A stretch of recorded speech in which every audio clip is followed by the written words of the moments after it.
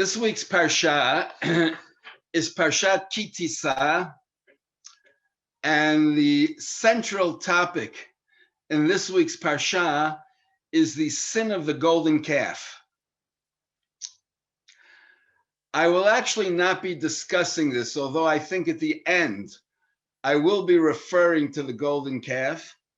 But what I'd like to do this evening is to actually look at the special maftir that we have, which is, the Shabbat is known as Parshat Para, where the maftir is speaking about the red heifer. And I imagine this is not a topic which people necessarily get excited about and necessarily know that much about. So that's what I'd like to do. And what I will end up with is to maybe make certain connections between the red heifer and the golden calf.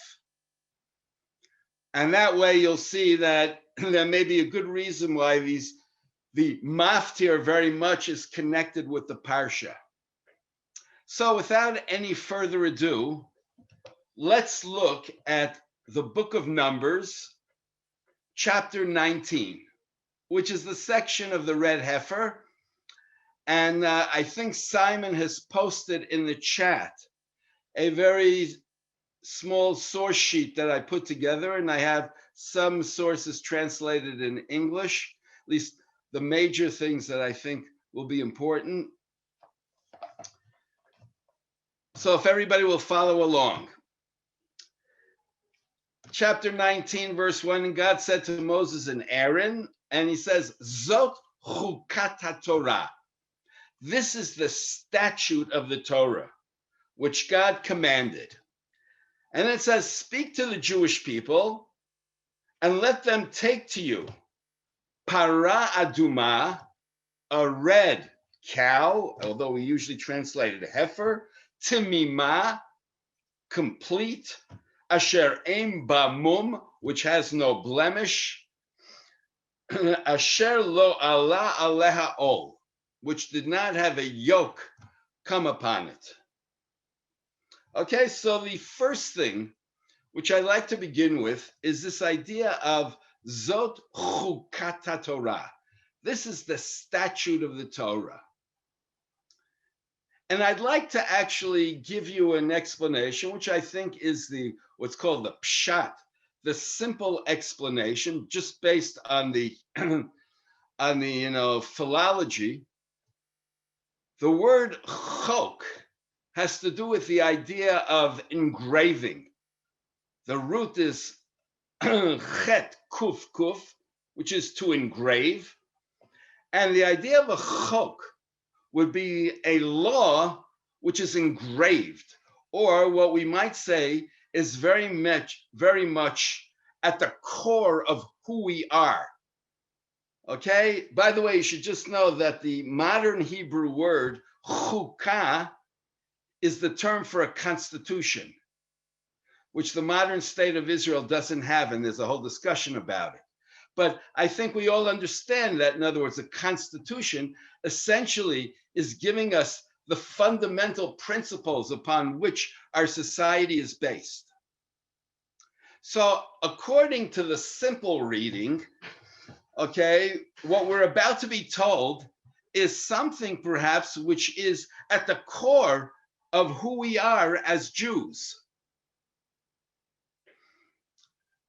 I gave you on the source sheet a quote from Rashi, which is very, very famous, where Rashi says, and I'll read it, this is, chapter 19, verse 1, and the translation here says, this is the ordinance of the law, which I don't know how much that means to you, the word ordinance. So Rashi says, because Satan and the nations of the world taunt Israel, saying, what is this command, and what reason is there for it? On this account, Scripture uses the term chok or chukah about it, implying it is an enactment from before me. You have no right to criticize it. Now, this is a very, very famous Rashi. It's based on a Midrashic comment. And essentially, this is addressing the idea of what is a chok? A chok is essentially a law that defies our reason. And that's why Rashi says that Satan and the nations of the world taunt us, and they say, what is the reason behind this law? Because it's very, very difficult to come up with some type of explanation. And so therefore, God comes along and says, yes, this is a chok. Okay? Just as they would say, suck it up. In other words, you just got to accept it. Okay? Take it for what it is. Okay? And even though you don't understand it, too bad. Now, I would like to begin by saying this is, as I said, the rabbinic understanding of a chok. And in rabbinic literature, the red heifer is the example of a chok. And I use the language of a law which defies our understanding. But what I would like to begin with is the reason why it defies our understanding is because it's irrational. And what do I mean by that? As we're going to go along and see, this is a law which is filled with what we would call internal contradictions. And that's what makes this so baffling. How do I explain this? How do I understand it? Okay, because it's not just, it's like it's something which, is coming from another place, and where are they coming from? How can we begin to get a handle? But here it's the idea that it's filled with contradictions. It's not just that it's not understandable, it completely defies any understanding. So let's begin by examining what are the different laws, and as I said, the internal contradictions that appear here. So the first thing which we're told about in the case of the red heifer, which I read, is that we're supposed to take this red heifer, which is tamimah, complete. Now, generally, when we use the word tamimah, it means unblemished. But in this case, when it says immediately afterwards, asher ein ba mum, it has no blemish, so that's superfluous. Hence, the rabbis say that tamimah means complete in the sense of completely red. And therefore, there's the idea that if it has even one black hair, white hair, anything which is not red, it's disqualified as a red heifer. So it has to be completely red, without blemish. And I'll begin right now by saying the requirement of having an animal without blemish is what we generally require for sacrifices. And if I now backtrack a moment and say that we said, but when it says tmimah, that means unblemished. So it's kind of superfluous. So now I want to backtrack a moment from the rabbinic understanding, although I'm not going to contradict it. I mean, I don't want to drive you crazy with contradictions. And that is that maybe the point of saying tmimah, ve'ein ba mum, is for emphasis. To say that this animal is not only without blemish, it's perfect. And as such, this would be the perfect animal for a sacrifice. Right? I might be even putting myself out on a limb over here. And again, I'm doing this as the pshat, as a simple reading of the text. Maybe it's also saying that a cow, which is red, okay, which is not exactly red, but it's more kind of auburn, it's, brownish red, okay, is like the perfect color, right, which you would want to bring as a sacrifice for all those redheads out there. Okay, that this is like, this is like something which just aesthetically is very, very pleasing. Okay.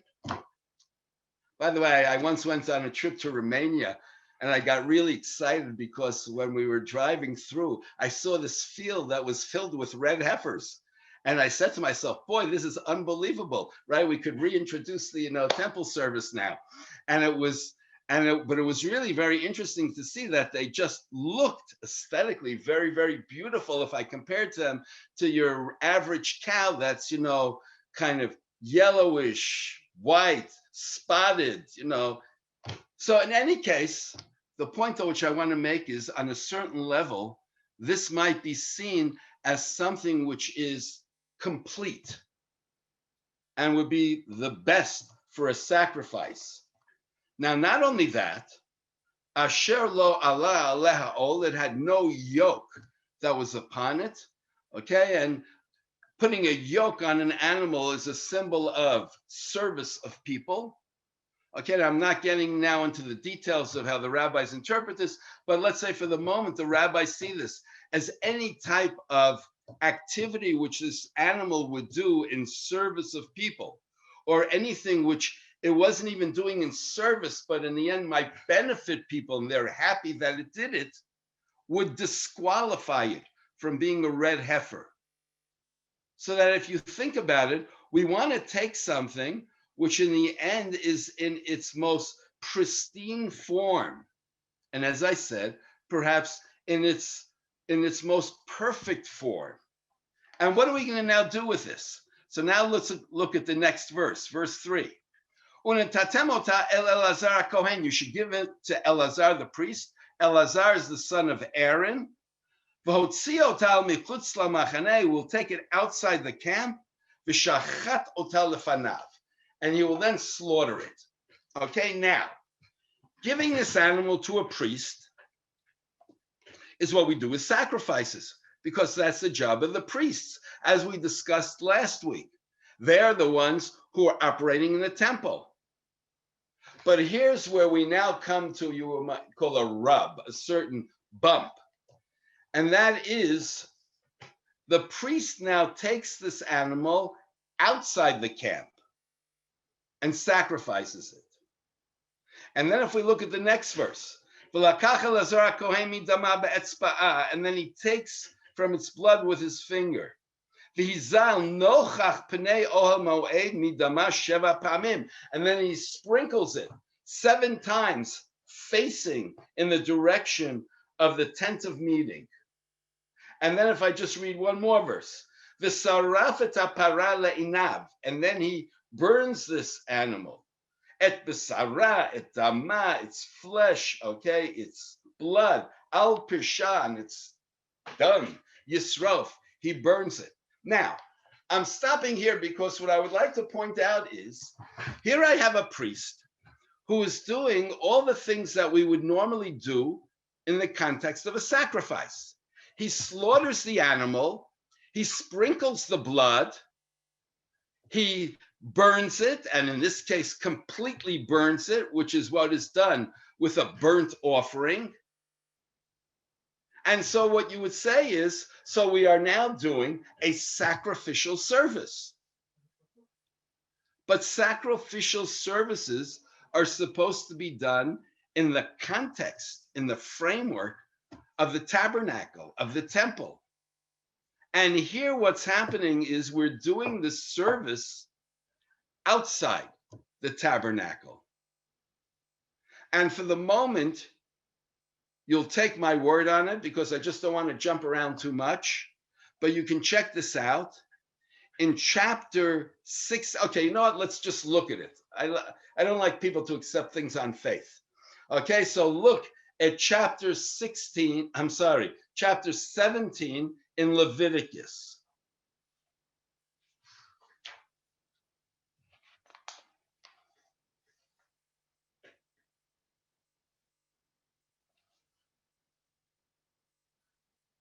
Okay, if you look at chapter 17, verse 3 in Leviticus, so and I'm going to just translate this rather than go the Hebrew in translation. It says that if anyone from the people of Israel who will slaughter an ox or a sheep or a goat in the camp, or slaughter it outside the camp, and not bring it to the tent of meeting, to bring it as a sacrifice to God, this will be considered as spilt blood. And not only that, it says that the Jewish people in the next verse should, whatever sacrifices that they would bring out in the field, they should bring them in the context of the tabernacle and bring them specifically to God.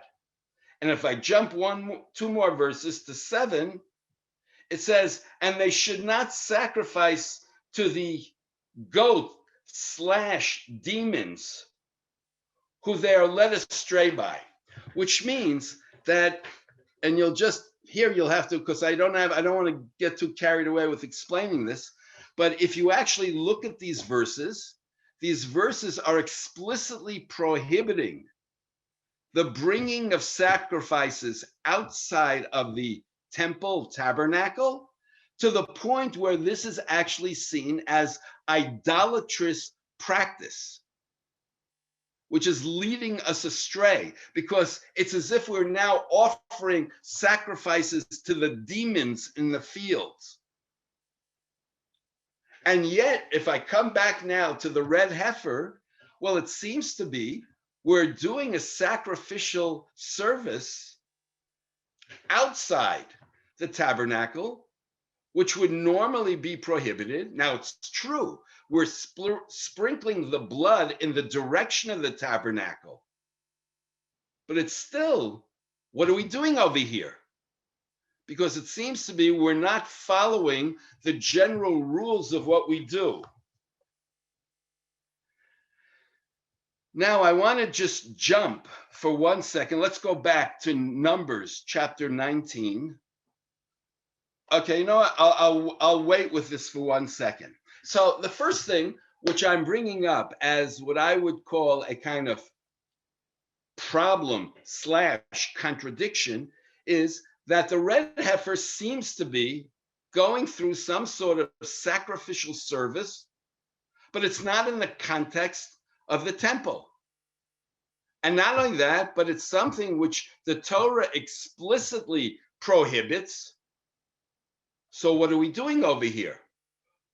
How is it that we are now going against the rules which we normally use? Now let's look at the next part. So we're going to now skip a few verses. Let's go chapter 19, verse 7, where it says, V'chibes begadav hakohen, and the priest will launder his clothing, v'rachatz b'saro b'mayim, and he will bathe himself in water. Now, by the way, this is a kind of code term for going to the mikvah, right, of ritually immersing himself. Every time in the Torah, and you have to check this out by looking at the book of Leviticus. Whenever it talks about people going through a purification process, it uses the language of bathing themselves. And some cases where there's a more intense form of impurity, not only do they have to bathe their bodies, but they have to also launder their clothes. You can check this out in chapters 12 through 15 in Leviticus. Okay, unfortunately, we won't be doing this together. But now what I want you to see is, by saying that the priest who just did this service, okay, needs to purify himself, so that now brings me into a problem. And the problem is, as we will see, okay, in a few moments, the whole purpose of the red heifer is to purify someone who is impure. In particular, someone who's come in contact with a dead body. So wait a second. If the red heifer is supposed to be a source of purification, well, right now what it's doing is the exact opposite.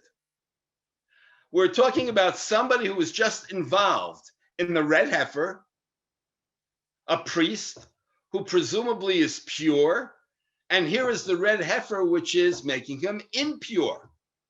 So wait a second. Does the red heifer make you pure or does it make you impure? Now, let's look a little bit further. If we now look at verse 8, oh, by the way, and at the end of 7 it says, the Tamea Kohen ad ha'aref, right? That the priest will be impure until the evening, right? And it says explicitly that he's impure. In verse 8, Vasorefota, the one who burns the heifer, Yichabes b'gadav b'mayim v'rachatz b'saro b'mayim. Again, he has to launder his clothes, he has to wash his body, v'tamei ad ha'arev, and he's impure till the evening. And then in verse 9, and this is, okay, even more so, Va'asaf ish tahor, a pure man will gather at Heifer hapara, the ashes of this heifer, v'hiniach michutz lamachaneh, and he'll put it outside the camp, b'makom tahor, in a pure place. Okay, and I'm going to skip the end of the verse for a second. Let's go to verse 10. V'chibes ha'osef et Heifer hapara, and then the one who gathered the ashes will launder et begadav, his garments, v'tamei ad ha'arev. He is impure until the evening. So what am I trying to show you?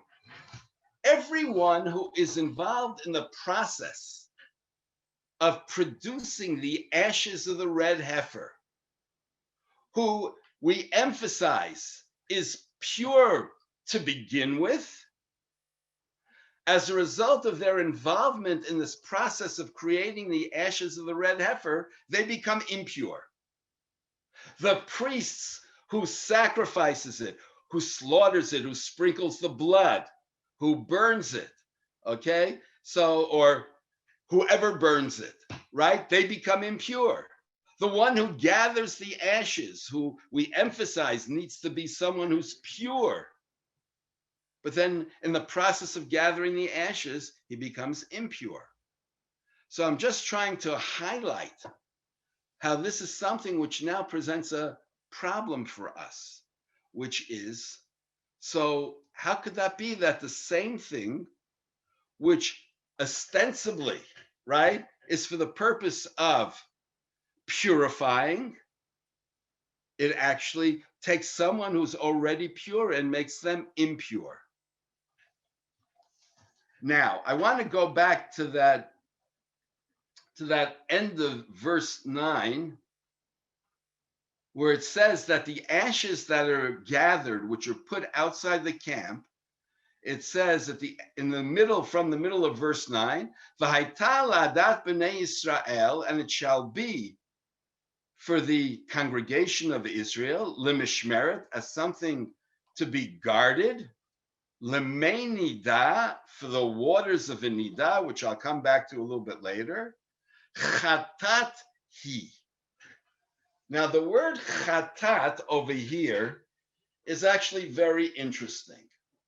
And the reason why it's very interesting is because generally the word chatat, if you were to check this out, especially in the book of Leviticus, is the word that we use for a sin offering. And then it seems to be that this is what's now summarizing everything up to this point, okay? And in effect saying what we've just done is a sacrificial service, but not just a sacrificial service of a sin offering. Well, once again, that becomes really very interesting. Well, first of all, why is it a sin offering? And second of all, if it is a sin offering, so once again, I come back, why are we doing it the way we're doing it? Now, I just want to point out, which I didn't put on my source sheet, that Rashi, together with many other commentaries, says the word chatat here actually is related to the word chitui, which, by the way, in modern Hebrew is the word for disinfectant. And therefore, what he says is that when we say here chatat, it doesn't mean a sin offering, but rather it means something which is now a disinfectant, or to put it in different language, something which is meant to purify. And that's connected with this idea of meinida, okay, that when the ashes are combined with the water, okay, they will be a disinfectant. They will purify. So already maybe you could begin to see that, it's very, very interesting for the moment, right? Because I'm going to contradict myself in a minute. That you could say, well, maybe in the whole process, right, of this quote unquote sacrificial service, which eventually produces these ashes and everything associated with the ashes, right? So they create impurity. But then when I mix it with the water, that's when it begins to purify. Okay. So now I just want to skip a little bit, okay, because I want to skip in terms of the next section has to do with how a person becomes impure, which I'm going to come back to in a moment. I mean, in terms of contact with a dead body, but I want to just skip to what is actually done with the ashes of the red heifer. So let's look at verse 17, right? Everything which we've described up to this point is the production of the ashes and how the ashes are now being stored outside the camp and guarded. Okay, so now we have verse 17, which is now dealing with, well, what do we now do with those ashes? Because they're not just put in a museum on display. We made the ashes to use them. And as I mentioned to you, we're using them for somebody who has become impure as a result of contact with a dead body. So it says in verse 17, V'lakhu latameh, and you should take for the person who's impure. And here it's interesting, me afar, from the dust, sreifat hachatat, of the burning of the chatat. Now here again, I just want you to see how this word chatat might be seen as what's called a double entendre, as I mentioned before, because again, although, right, the general explanation of chatat is disinfectant, but even here, the burning of the chatat, the association generally is with sacrifices, and in particular, a sin offering here. So in any case, it says you should take for that person the ashes, v'natan alav mayim chayim el keli, and you put on it living water, and you'll take my word on this, okay? It's not just me, it's the rabbinic understanding. Mayim chayim, okay, is living water. So some people would say mineral water, right? Spring water. So, and that's what it is, okay? In other words, this is water which has to be coming from a flowing stream, and then you put it into a utensil. And here we are where we're going to now mix the ashes together with the water.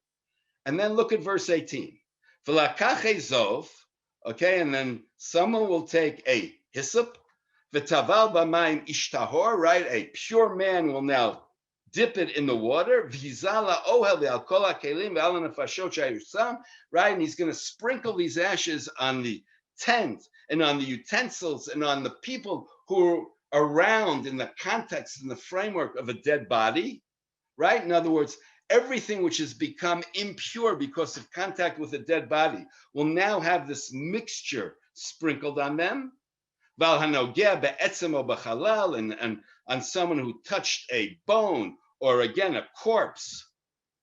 And then in verse 19, the pure person will sprinkle on the impure Bayom HaShlishi u'bayom HaShvi'i, on the third day and on the seventh day, v'chit'o.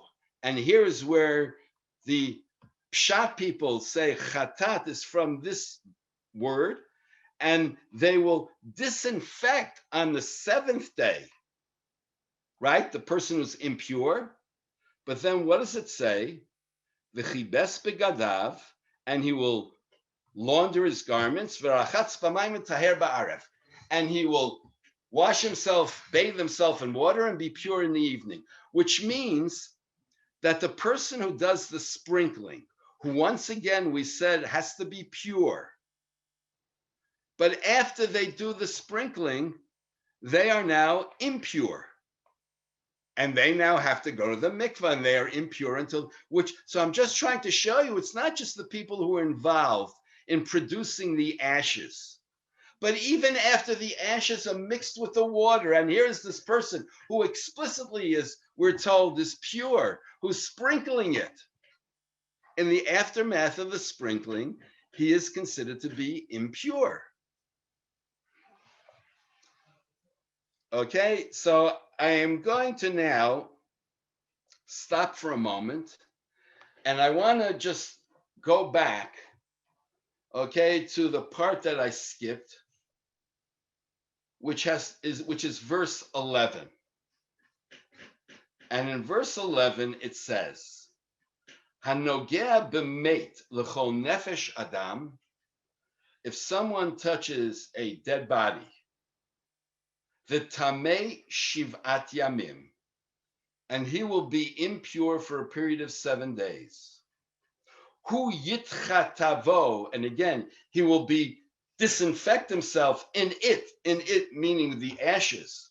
Bayom hashlishi bayom hashvi'i, on the 3rd day and the 7th day, yitar, and then he will become pure. Vim lo yitchata, but if he doesn't disinfect himself, bayom hashlishi bayom hashvi'i, on the 3rd and 7th day, lo yitar, he will not be pure. Okay, so I now want to just, and again, we're not going to look at all the different verses here, but what I would like to just now begin with is the following. If someone has contact with a dead body, which could be touching a dead body, it could be moving a dead body, right? Even if you don't actually touch it. It could be that you're also in the same framework as a dead body, what's called tumat ohel, you're in the tent, right? Which means that if you are, for example, in a funeral parlor and you're inside, right? And there's a dead body there, so anyone who's inside becomes impure. You're in a hospital where they have a morgue, and assuming that the doors are closed, right? In other words, and you're nowhere near the dead body, but just in this general framework, you are in the same context as a dead body, you become ritually impure. And now what the Torah is saying is that you become ritually impure for a period of 7 days.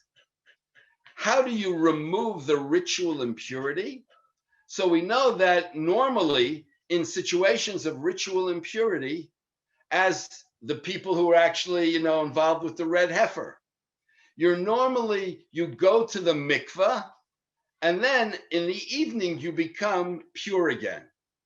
But in this situation, in addition to going to the mikvah, which you do at the very end, you need to have the ashes of the red heifer that are mixed together with this living water be sprinkled on you on the 3rd day and the 7th day.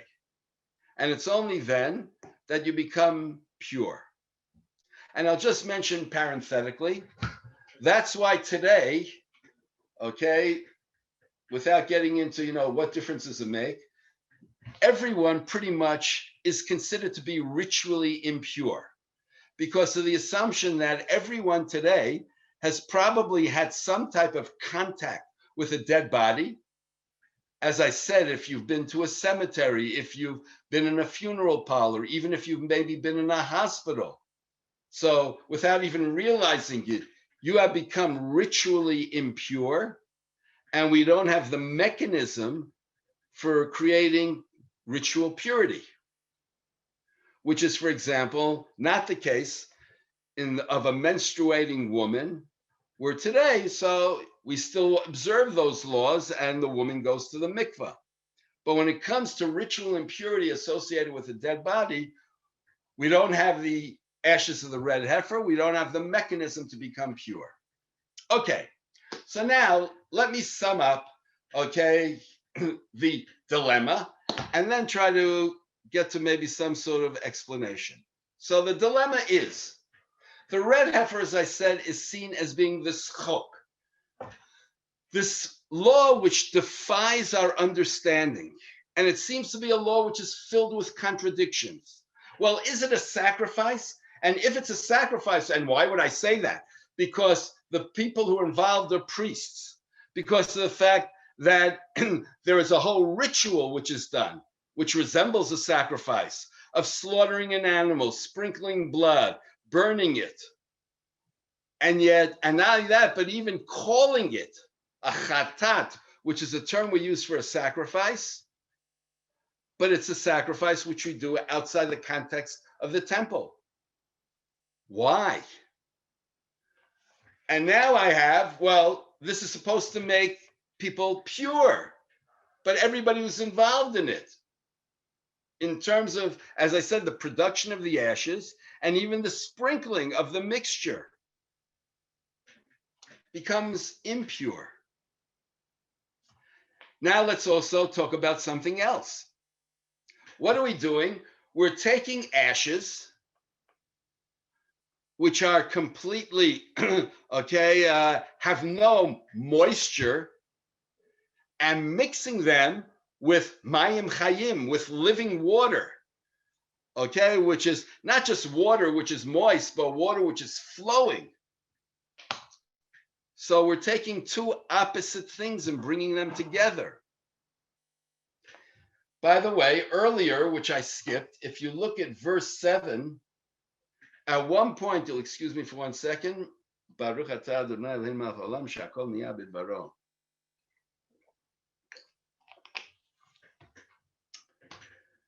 At one point in verse, this is verse 6, when they're burning the cow and producing the ashes, it says that the priest is supposed to take eitz erez, a cedar wood, and a zov, and a hyssop. And in rabbinic literature, the cedar and the hyssop are seen as being polar opposites. A cedar is seen as being a majestic tree, a symbol of royalty, and the hyssop is seen as being a very lowly shrub. And so again, I'm taking two things that ostensibly are contradictory and bringing them together. So what I've just tried to show you, I hope I haven't belabored the point, is that the whole procedure of the red heifer seems to be filled with contradictions. And that's what makes this a chok. That's what makes it something which defies our reason, because it just seems to be we're doing things which are contradictory / irrational. So what I'd like to do is to maybe suggest an explanation. And the way that I'd like to do it is to begin talking about the concept of ritual impurity. And this idea that someone who comes in contact with a dead body, and by the way, on the scale of ritual impurity, a dead body is seen as being at the top, the most intense form of ritual impurity. And this raises a very basic question as to how do we understand ritual impurity? What does that mean? Now, I understand that there would be some people who might say that, well, ritual impurity is associated with disease and infection, and dead bodies, right, have all kinds of germs and they contaminate you. But we're not going to go there. And by the way, you should know that that whole way of looking at things might also have, even certain Kabbalistic connections. But I'm not going to go there. I want to go in a different direction and see this idea of ritual impurity and purity, essentially, on a symbolic level. And here I'm basing myself on Rabbi Samson Raphael Hirsch, who I've mentioned a number of times, and I really suggest it's worth reading his commentary on this section if anybody has it. But in general, in terms of his whole approach to ritual purity and impurity, and in fact, I would say that it's interesting that Rabbi Soloveitchik, who I consider my teacher, came to a very similar type of explanation from a different angle. So let me start with Rabbi Hirsch. And what he says is the following. When a person touches a dead body, okay, it's not that they become impure in the sense of becoming somehow contaminated, infected on a physical plane, but that they become somehow contaminated on a spiritual plane. And what does that mean?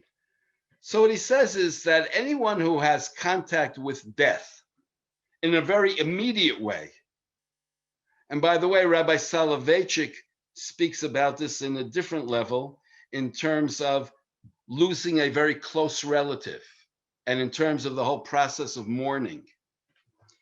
So he said that coming in contact with a dead body raises very basic theological issues.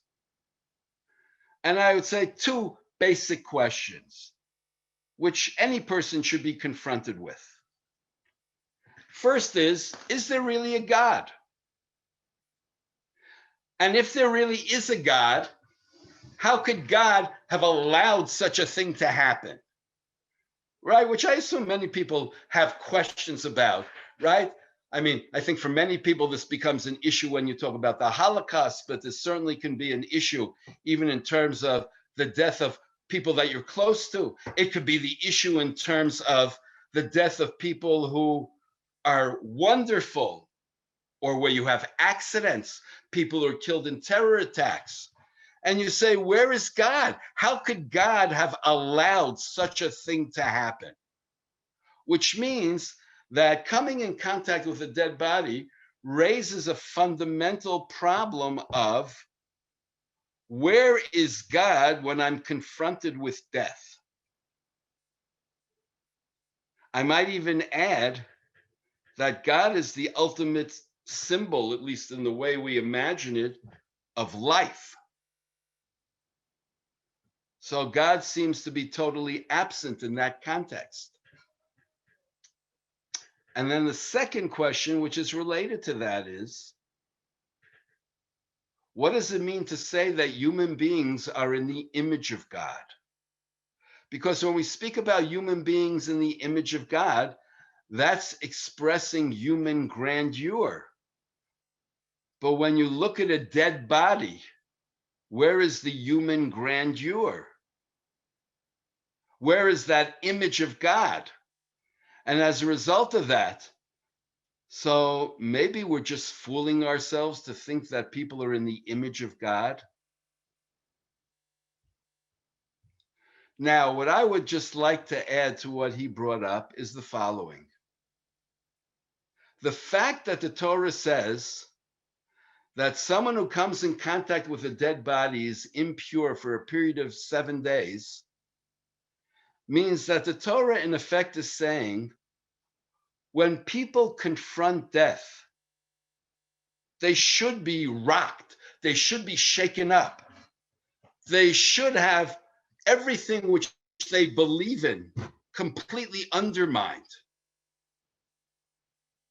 And if they don't, then that is showing a tremendous insensitivity to the dead person, to what they should be experiencing, because death should be something which is devastating. And as a result of that, it's defiling. It defiles your divine image.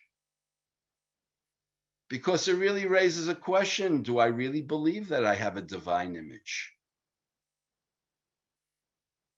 Do I really believe in God? And therefore, the Torah is saying is you need to go through a period of impurity. By the way, I mentioned to you earlier, Rabbi Soloveitchik says a kind of similar thing in a little slightly different way when he talks about the laws of mourning. He actually speaks about that the period of mourning for your close, immediate relatives is actually a period, what we would today call a kind of processing period. Because people, when they have a close relative who dies, are devastated. And it raises a lot of issues, and it should raise a lot of issues. And life can't just go about being what it was before. On the other hand, the whole point of the red heifer is to create a mechanism of purification. And according to Rabbi Hirsch, the whole idea of going through this process with the sprinkling of the ashes is essentially to be able to affirm life, to be able to affirm a belief in God, to affirm a belief in human dignity, in being made in the image of God, and then to be able to move on.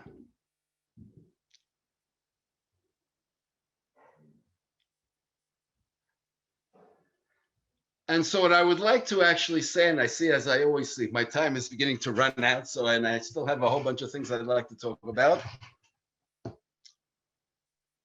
The chok, what you might even say the riddle of the red heifer, right, which we don't understand, is actually a reflection of the chok, of the riddle of life and of human existence. With the idea that on the one hand, one believes, or maybe I should say, for the moment, for those of you who may not believe, but at least take me where I am.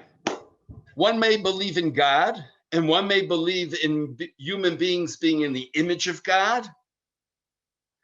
And yet at the same time, one also needs to confront death. And how do I balance those two? How do I somehow acknowledge death and then move on and live and still believe that, yes, there is meaning in life. There still is a God, and there still is maybe an order in what goes on in the universe.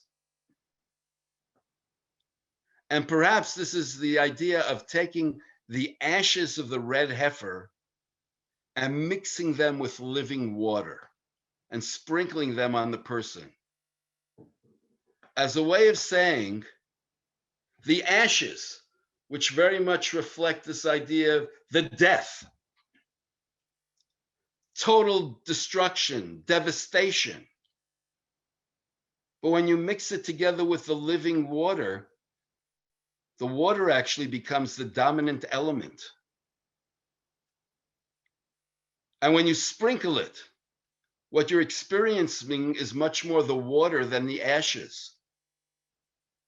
And in effect, what you're saying is that the water has the capacity to somehow, should I say, to mitigate the ashes, or maybe I would even say something much more radical, to transform those ashes into something else. And perhaps it's the idea of, is it possible that after someone experiences death, and maybe I'll backtrack for a second. There are many people who experience death or death of close relatives as something which is absolutely devastating, which destroys their lives, traumatic. And I'm sure we all know people who are no longer able to function in the aftermath of experiences of death. Certainly people who went through the Holocaust, okay, there was no small number of people who were traumatized, devastated by that experience. And by the way, I don't want to anyone should misinterpret me as this being a kind of judgment, condemnation. If anything, what I would say is it's a very natural type of reaction. And unfortunately, I've had this experience myself. That there are moments when you say to yourself, it's like my life has come to an end on a certain level. And then the question becomes, how do people find the ability to go on living? And maybe sometimes in a more radical way, to actually use the death experience as something that even pushes them to live their lives even more energetically, more whole. And perhaps that's the message of the red heifer. That a person has to be able to, on the one hand, acknowledge the reality of death, the pain, the devastation, and at the same time to be able to now move forward. And maybe not only move forward, but to even use that as a kind of catalyst to make their lives more meaningful.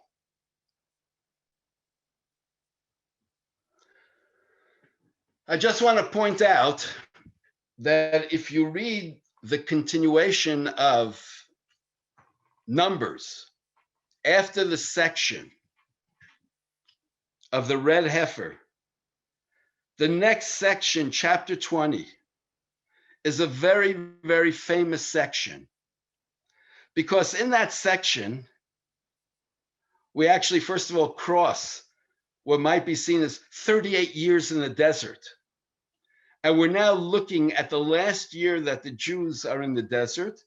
And we then begin talking about what happened. And the first event is the death of Miriam. And in the aftermath of the death of Miriam, there's no water. And then what happens? Moses and Aaron, okay, and we're not going to get into this whole discussion, end up doing something there which God is not happy. They hit the rock, and then God says to them, because of what you did, you will not enter the land of Israel. Now think about this. When God says that to Moshe and Aaron, that can now be, first and foremost, devastating to them. Because everything which they've done, right, as far as we know, right, their crowning achievements from the beginning of the book of Exodus is to essentially bring the Jewish people out of Egypt, to bring them into the land of Israel. And everything that I've worked for will now not come to fruition. And somebody could very easily say, so I may as well die right now. Why continue living? And if you actually read the continuation of the Parsha, chapter 21 in Numbers, immediately after God says to Moshe, you're not going to take the Jewish people into the land of Israel, Moshe now is told, you're about to go on the eastern side of the Jordan River, and you're going to be encountering these various peoples. And especially in one case, two cases, you're going to be fighting them. Which means that what God says to Moshe is, until the time comes when you actually die, you are still the leader of the Jewish people. And as the leader, you are actually now going to set in motion the beginning of the process of the Jewish people taking the possession of the land of Israel. You are going to begin the conquest on the eastern side of the Jordan. And what we find is that Moshe does it. Moshe doesn't say to God, well, You're not going to let me go into the land of Israel, so forget it. I'm just hanging up my coat and get somebody else to now do the dirty work. But no, this is, as I said, the riddle of the red heifer, the riddle of life. As long as Moshe is still alive, he needs to continue being the leader of the Jewish people, even though he knows he will not bring them into the land of Israel. And now I want to get to the final point, which will also maybe be connected to the Parsha.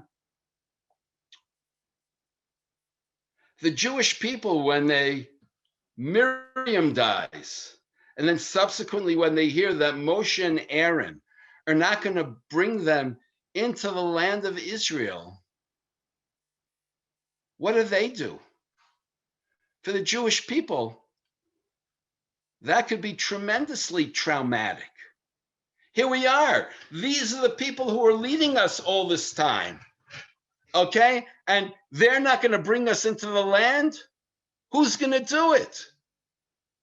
And that can be totally devastating. But the Jewish people end up moving forward. And eventually they're told that Joshua will be Moshe's replacement. And not only do the Jewish people embrace Joshua, they strengthen him. Throughout, we find they say to him, Chazak ve'ematz, be strong and courageous.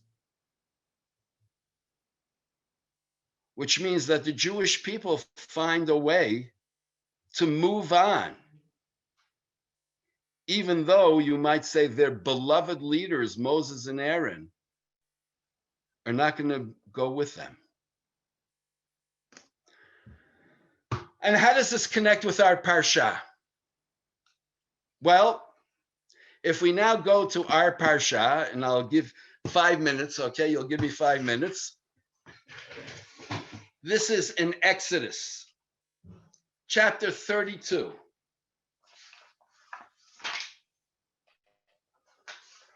Okay, the opening verses that have to do with the golden calf.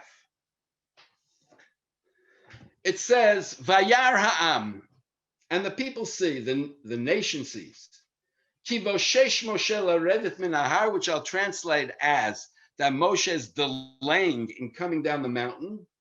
Vayikahel ha'am al Aharon, and the people then gather on Aaron. Vayomru elav, and they say to him, Kum aselanu Elohim, get up, make for us a God, asher yelchu lefanenu, who will go before us.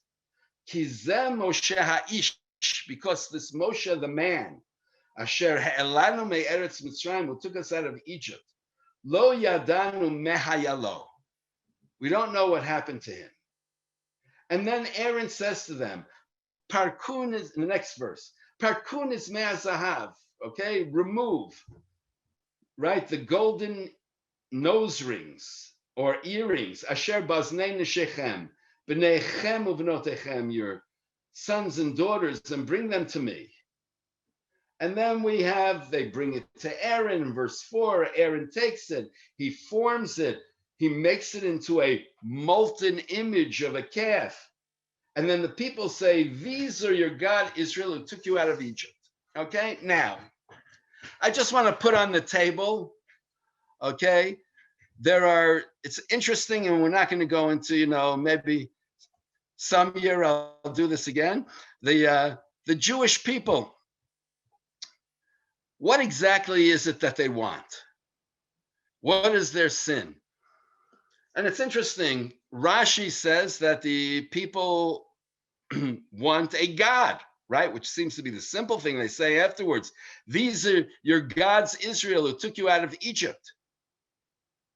And so that from beginning to end, the people are looking for some sort of image of divinity, right? Which is idolatry.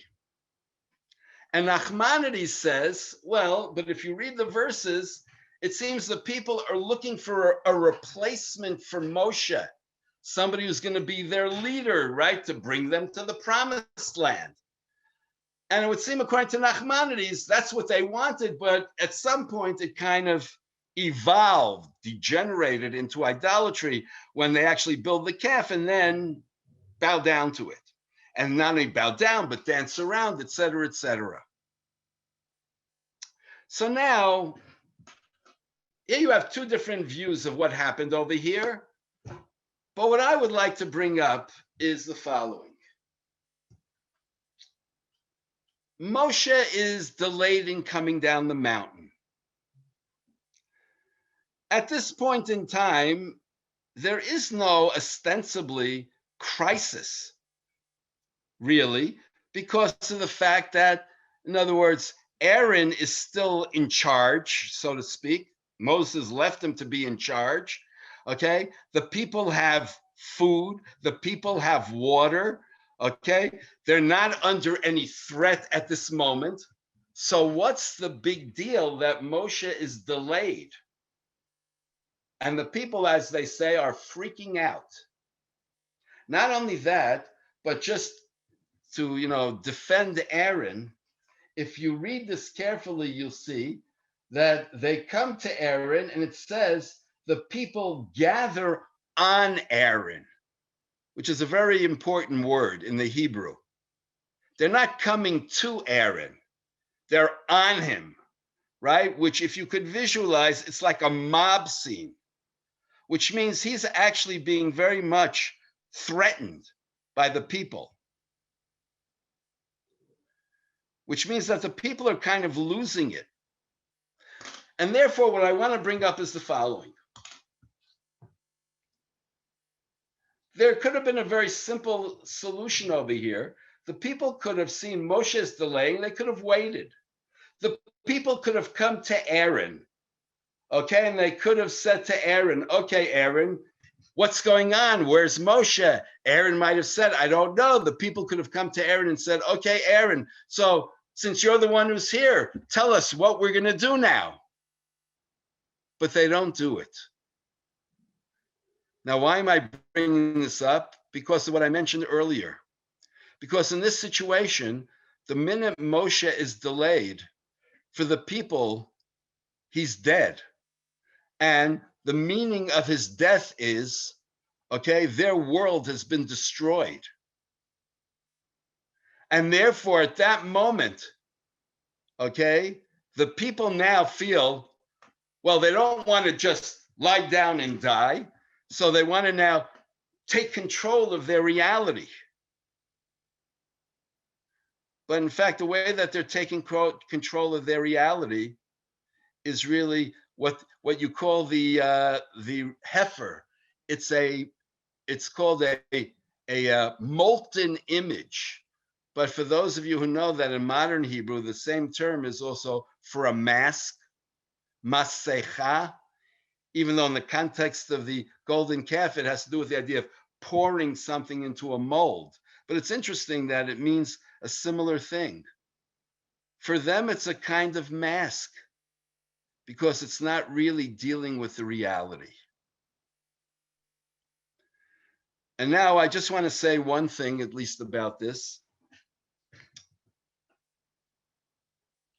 First of all, I think what you see over here is that people may be exaggerating a situation, making something traumatic, which is not necessarily traumatic. And perhaps what's also happening, which is unfortunate, is by exaggerating the situation, they also want to come up with a solution immediately, which ends up being a very, very bad solution. And perhaps what the red heifer teaches us is that people have to be, first of all, very sensitive to their situation, but they also have to go through a process. They have to be able to somehow take it in and then work it through. And by going through that process, they have the ability to then move forward, which didn't happen over here. Everything was too quick. It was an exaggerated reaction, It was an exaggerated, an exaggerated reaction in terms of Moshe not coming, and an exaggerated reaction into how to deal with the situation. So that to a certain extent, the red heifer is perhaps a kind of response to what happened with the golden calf. And since I saw a comment, Bracha made a comment about Aaron, so I just want to say, yes, Aaron's role in what happened in the red heifer is problematic, but it's not as bad as some people might think. I tried to show you that, first of all, he was acting under tremendous duress. If you read what happened, you'll see how Aaron never, encouraged them to idolatry, certainly. If anything, Aaron was trying to perhaps delay with the hope that Moshe would come back, but he miscalculated. But I don't want to minimize the fact that Aaron certainly made a major mistake over here, a major mistake of leadership. But what I would like to suggest is, in the aftermath of the golden calf, Aaron still becomes the high priest. And maybe, in fact, that is the corrective to the golden calf. And remember, for those people who were with me last week, remember I spoke about how the role of the priest is to be commanded, to be following the word of God, to be able to, do things exactly the way they should be done, not creative. The golden calf was a very creative way of dealing with a situation. So that perhaps Aaron, working as the priest, the high priest, is the corrective to the golden calf. And maybe he has to now atone, through his day-to-day work in the temple, in the tabernacle. So what I was trying to show you, I hope it came out, is that the golden calf is a very, very problematic way of how people dealt with a difficult situation, where they ended up, in the end, bringing about essentially death. And the red heifer has a message which is, yes, there is death in the world. Yes, people also make very serious mistakes, but there is a way of moving forward. And the way to move forward is to acknowledge the reality and then to take control of yourself and to be able to maybe even take that experience and to convert it in a way which will bring more life into the world. Shabbat Shalom, everyone.